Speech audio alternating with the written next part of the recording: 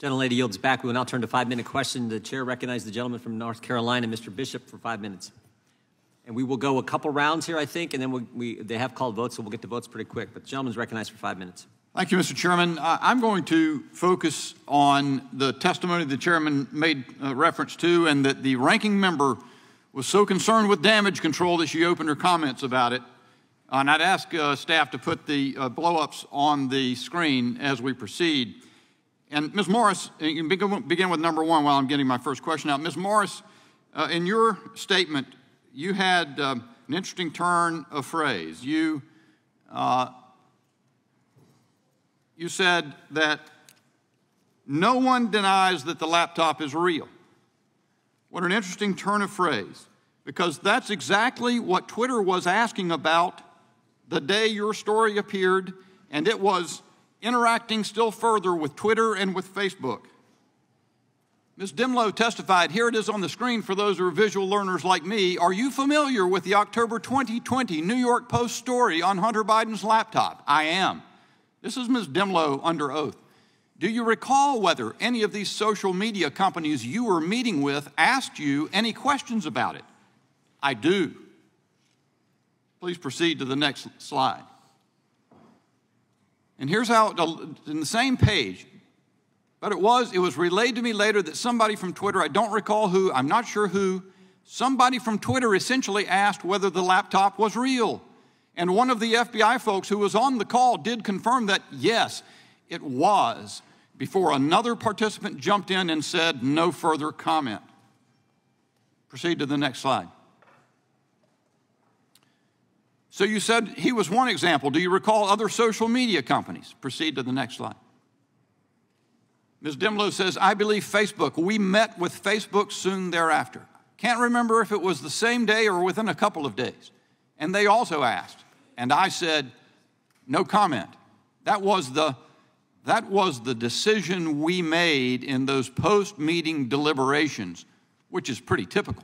It was an ongoing investigation, and we don't generally comment on ongoing investigative matters when asked. So, Ms. Morris, to your point, I think this shows one thing for sure.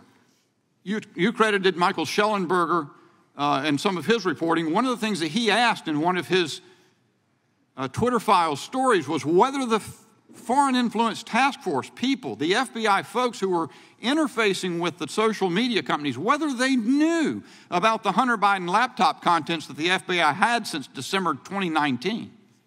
So now we know, right? The Foreign Influence Task Force knew it was real.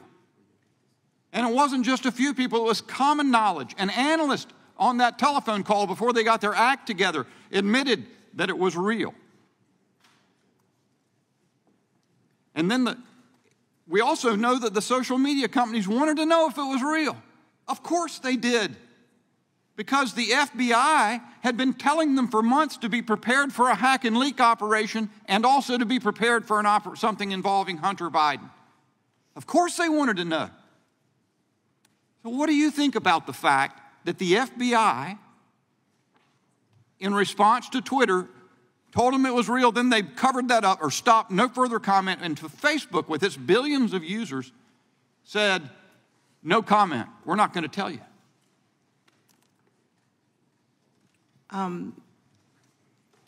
Yeah. We know that the FBI knew that it was real. They knew it was real since not just December 2019, which is when the subpoena that I published is from, which was in the original story, the thanks for the meeting with your father from Ukraine story. We published the subpoena. And they had already confirmed, though, which we would learn later, they had already confirmed that the laptop was real and the quote, not manipulated in any way, quote, in November of 2019, a month before they actually obtained the laptop to keep, which is when they gave that subpoena to John Paul Mac Isaac, the owner of the Mac store where Hunter Biden forgot the laptop.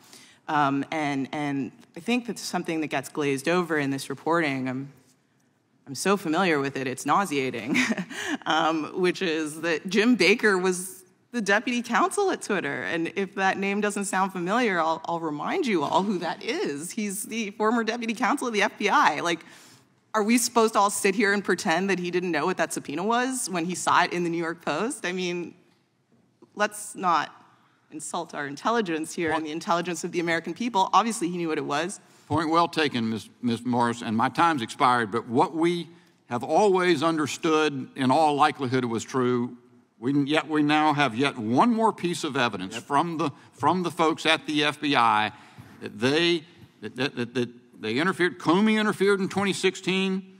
Was it Director Wray himself who interfered in 2020? We still need to know. Mr. Chairman, I yield back.